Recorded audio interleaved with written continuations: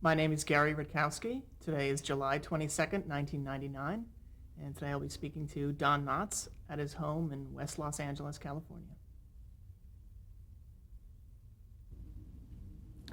Okay, can I have your full name, please? Full name is Jesse Donald Knotts. And that's the name that appears on your birth certificate? I think so. And do you have any nicknames? No. Okay. And what is your birth date? July 21st, 1924. Happy birthday, one day late. Thank you. And what city were you born in? Morgantown, West Virginia. Okay, let's start there. Tell me about Morgantown, West Virginia. Well, Morgantown's a small town. It's about 30,000. I don't know what the population is now. When I grew up, it was about 20,000. It's a home of West Virginia University.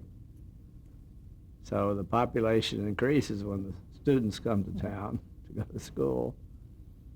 And it's in a coal mining area. So there were a lot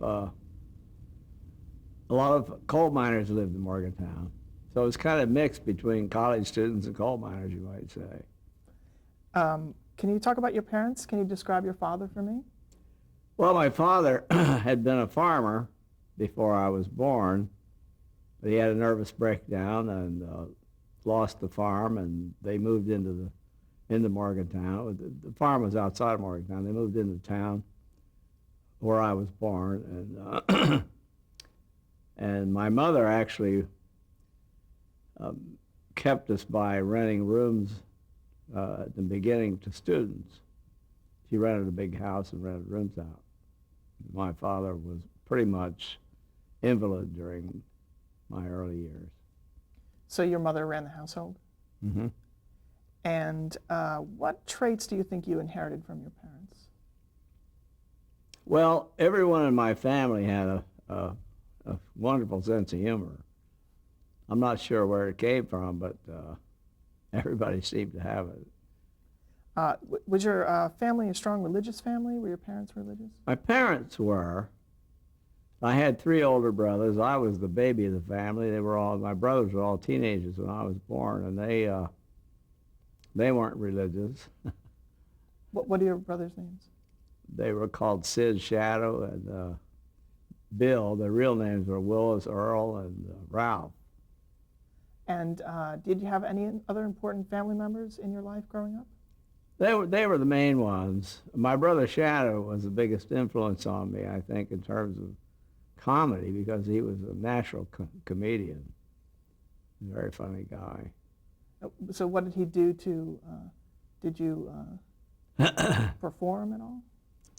He didn't perform. He was just in general funny. His sense of humor it just came out. He was not a well person. He had very bad asthma, and he was sick a lot. And it was kind of amazing to me that looking back on it, that he found things as funny as he did. What hobbies did you have as a kid? Well, I started right out. I wanted to be in show business ever since I could remember. I started out trying to do magic. I did a lot of tricks. I enjoyed that. Did you go to the movies? Oh yeah, my mother took me to the movies from the very beginning. In fact, I think we saw one of the first sound pictures. I came very close to seeing the very beginning of pictures that when sound came in. Because I remember hearing when I was real little, I remember hearing people talk about, have you been to the talkies yet? So who were the big stars of the day? Well, I grew up enjoying Abbott and Costello and Laurel and Hardy. Were these matinees that you saw or evening shows? My mother took me at the evening shows sometimes, and then when I got old enough, I wandered down to see the matinees. And did you also see live theater? No, I didn't see any live theater growing up. I did, of course, later when I got into college. How about radio? A lot of radio. Listen to the radio everybody listened to the radio. What were your favorite shows? Well, I liked Jack Benny was my very favorite. I liked Eddie Cantor and Fibber McGee and Molly. And did they have an influence on the things that you wanted to do as an actor or as a performer? I think Jack Benny mostly did. I admired his work. And What did you like about his style? I don't know. It was sort of a quiet. I didn't realize it maybe when I first listened to him, but his quiet timing was something that caught my attention. All right, tell me about your high school years. What high school did you attend? I went to Morgantown High School, and I was very active in theater there. And well, that's when I started seeing plays, really, in high school and appearing in them. And I had become a ventriloquist. When I was in junior high school, I started doing ventriloquism. So I was doing that in school a lot. Did you listen to Edgar Bergen on the Oh radio? yeah, I loved Edgar Bergen. And what was the name of your dummy? Danny. And did you do, when did you first appear with him on stage? I think the first thing I did with Danny was, well, no, it wasn't Danny at first. I bought a little Charlie McCarthy dummy. And I actually got him with Cocoa Malt box tops and 50 cents, I think it was. And that was the first dummy. Then somebody made me a good dummy that I named Danny. I don't remember the first time, but I remember the first time I got paid for doing an act was with the first dummy. Somebody asked me to come to a party and entertain, and I did. And they took up the collection. I got almost $1 and change. Wow. So I thought, oh, I'm on my way. So what kind of jokes did you do? Everything I could borrow from Edgar Bergen. I told him about it later. He got a kick out of it. So this was your teenage years, in other words, your high school years that you would be doing this. I started when I was about 13 when I started doing ventriloquism. And in high school, you said you appeared in the class plays. Do you remember some of the ones you did? Oh, no, offhand I don't. I think I did a lot of Noel Coward, the importance of being earnest, and a bunch of stuff. I don't know what all. And what other activities were you doing in high school? Well, my senior year, I wrote a humorous column for the school newspaper, and was president of the class. Oh, wow. So you were elected president? Yeah. What do you remember? Now, what year did you graduate high school? 1942, yeah. Okay. And did you attend college? Mm-hmm. And what was your major? Well, I couldn't get drama. They didn't have drama at that time, but they had what they called speech. So I majored in speech, and we did a lot of plays. But I did 1 year of college, and then went in the Army. So what college did you go to? West Virginia University, And which so, is right up the street. Oh, so essentially, as a speech major, you really were a drama major. Mm-hmm. Yeah, So really. that's where you studied acting. Mm-hmm. And you said after a year you went to war. Were you drafted? Mm. Well, they let us alone. They told us they were going to take us after we finished our first year. When I was 19, we all went. Everybody went in at the same time, my age. Everybody in town. And yeah, Where did you do basic training? I did basic training in Fort Bliss, Texas, with the anti-aircraft outfit. And What did you do in the service? well, I was suddenly got a telegram from Washington ordering me to Fort Meade, Maryland, to join an Army show, because I had written on my entrance papers that I was a ventriloquist. They pulled me out of the hat, I guess. And so I went overseas with a show called Stars and Gripes. Describe that show. Well, it was originally supposed to be a review, but most of the time we didn't have the right facilities for a big show like that. So we would just get up and each of us would do our bit, our act, whatever we did. So you did a everyone did monologues. Monologue, they'd sing, dance. Some of them were dancers, some singers, and And you did the ventriloquism. I did ventriloquism. But then one of the comics, one of the older guys, who became very well known, Mickey Shaughnessy was his name. They took me on as a second comic, and that's where I first worked as a comic. Was with these, and these guys were professionals. I really learned a lot. That's really where my training began, I think. What kind of act did Mickey Shaughnessy do?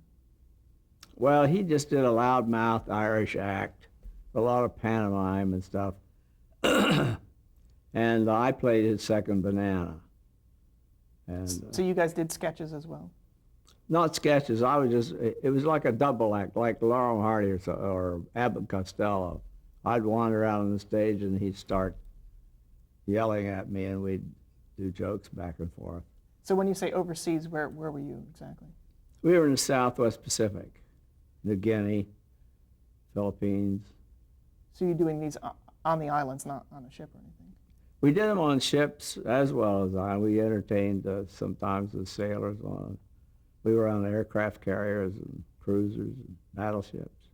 So was this sort of your training ground for your Sure later? was. It was great. That was the best training I could have had.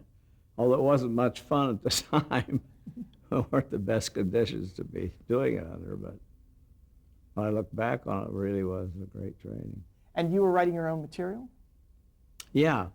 Well, they gave me most of the material. These guys were experienced comics. They were older than I. They'd been working professionally, so I was really learning from them. When I worked with them, they had all the material. So you had to memorize the scripts. Yeah. How large were the audiences that you appeared in front of? Oh, sometimes it'd be 8,000 or 10,000, but mostly it was like average, maybe 2,000, 3,000 soldiers.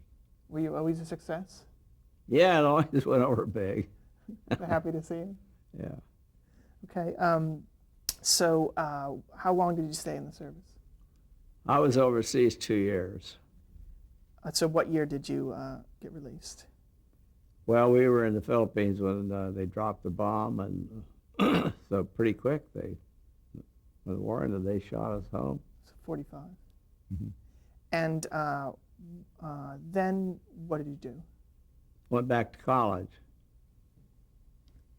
Still a speech major? Mm-hmm. And I graduated from college. I'm trying to think of the year. I think it was 47, 48. when did you first start hearing talk about television?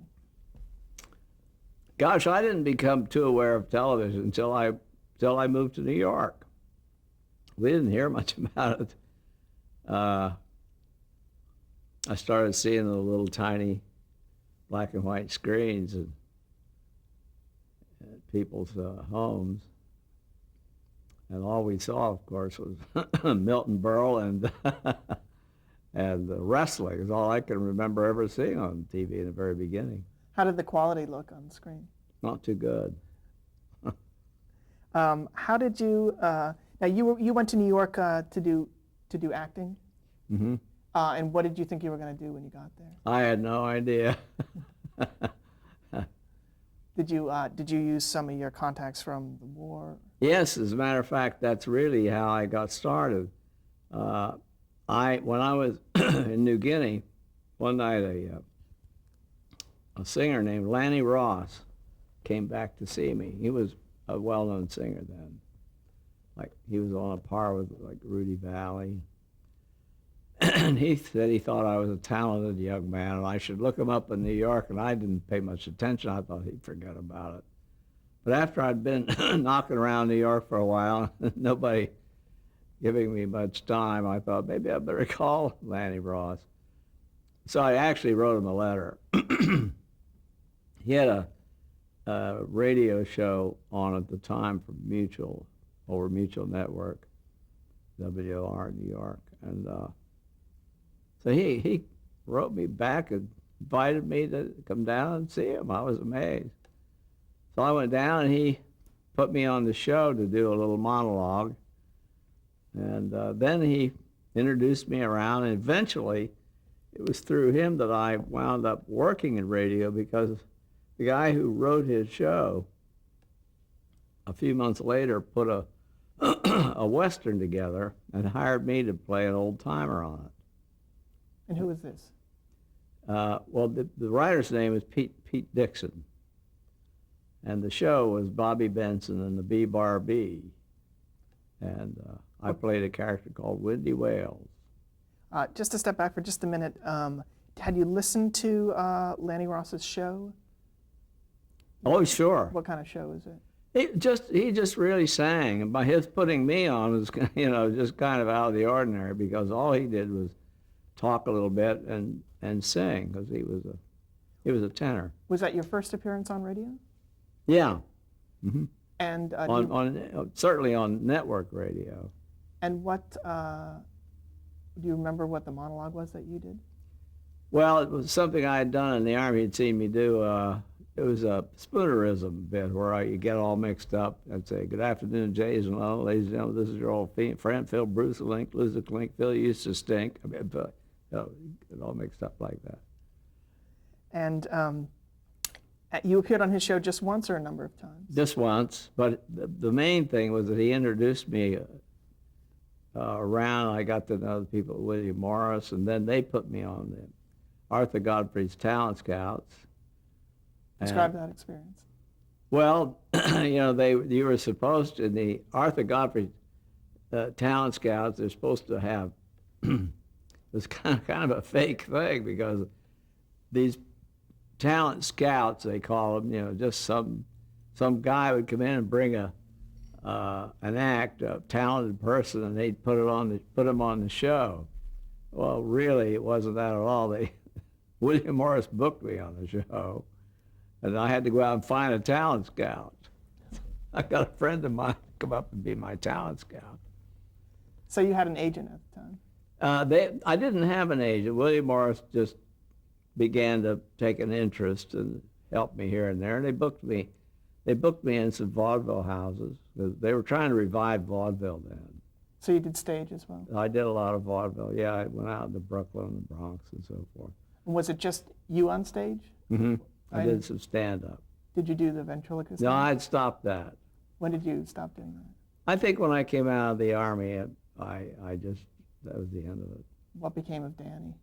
I left Danny over. Well, what happened was they weren't letting me do my second banana stuff enough. I thought I liked doing that better than ventriloquism, but they kept saying, well, "We need you to do the ventriloquist act." And one night I left Danny on a beach house when we left, and reported him missing in action. And so that was the end of Danny. All right, tell me a little bit about Bobby Benson and the B-Bar B Writers. What kind of show was it? Well, it was a half-hour show. It was on when we started. It was on twice a week, and it was a story each week. Bobby was a 13-year-old boy. Supposedly it was his ranch, and he had all these guys working on the ranch, all the ranch hands around him, and we were the characters in the show. And I played the old timer like Gabby Hayes, Hey, you doing, Bobby, going down there? You're talking, playing an old man. And it was a very successful show. We did it for 5 years. Now, is this like an afternoon kid show? Mm-hmm. Did it have a memorable theme song like those shows used to have? I don't remember a theme song, no. And do you remember the other actors who appeared on that show? Sure. There was a fellow named Craig McDonald, played two characters, played Irish and an Indian Harka. And Charles Irving played Tex the foreman. Those are the two main people besides the one I played. And then the boy who played Bobby. Did you have a studio audience? Oh, no, no. So where were the studios located?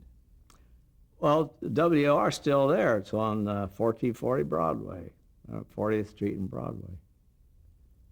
So were you, earning a living from these shows? Oh, yeah. We eventually went to 5 times a week. So we were doing real well. Did you memorize the scripts or you read from them? Oh, you never memorized radio. That was the glory of radio. And no memorization, no wardrobe, no makeup. Come in, read the script down, make a few changes, cuts, and go on the air. Do you remember the directors on the show? Sure, we had one director for all of them. His name was Bob Novak. And the shows were written by Peter Dixon and then Jim Sheehan. Was the producer on the show Herb Rice? Yes, Herb Rice was the vice president in charge of programming. He owned the show, actually. He owned Bobby Benson.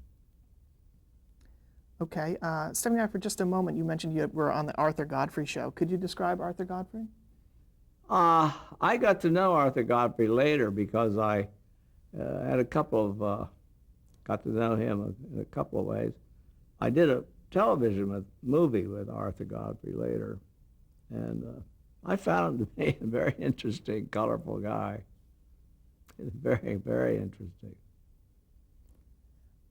What other shows did you appear? Were you making guest spots on other shows while you were on? While I was on Bobby Benson, Yeah. as a matter of fact, the fellow who played Tex Mason on the show, Charles Irving, dabbled in producing and so forth and directing. And one day he sold a soap opera to television, to CBS, called Search for Tomorrow. And one day he said to me, he said, I think there's a part on this soap that I'd like you to do. And it was interesting that when they first started doing TV soaps, they only were 15 minutes. And they brought them in, because that's what they were at radio, so they just transferred from the radio time to the TV time.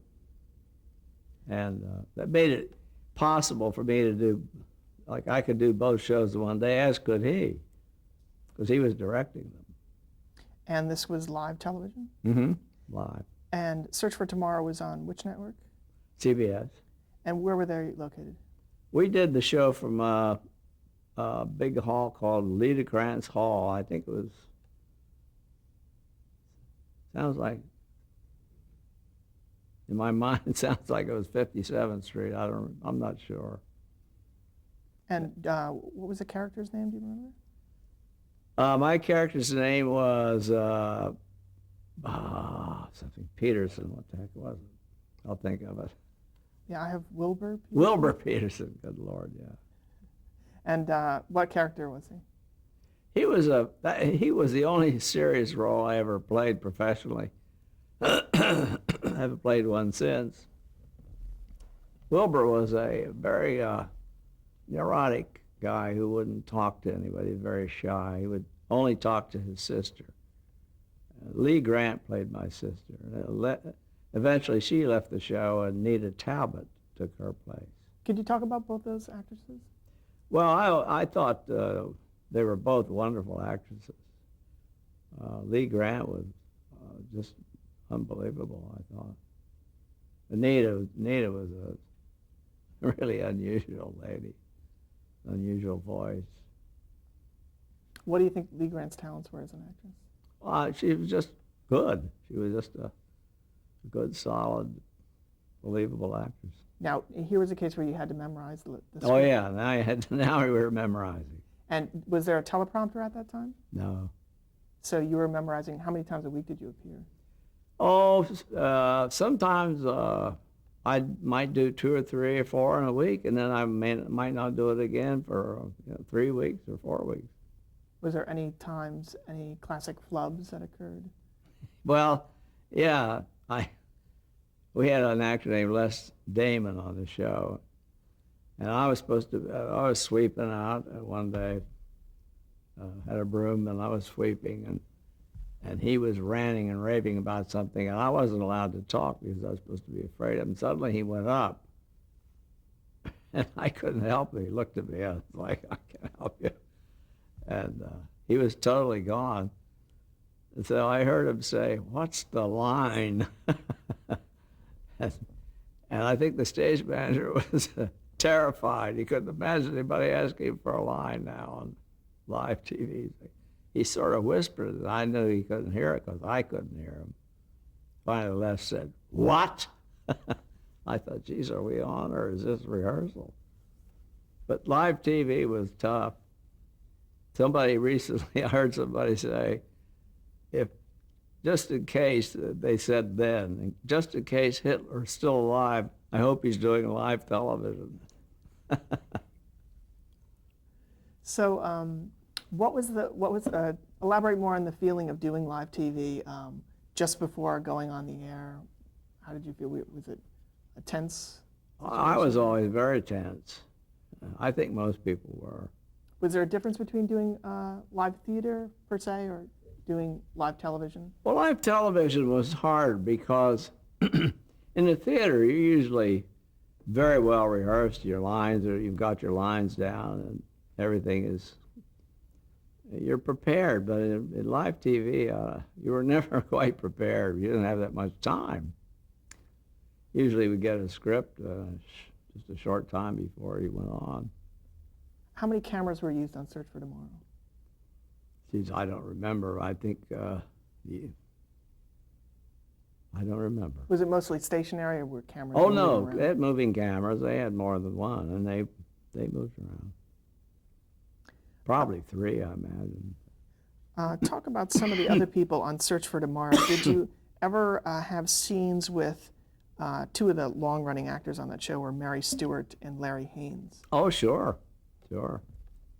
I think Mary Stewart did the show for its entire run. Describe her.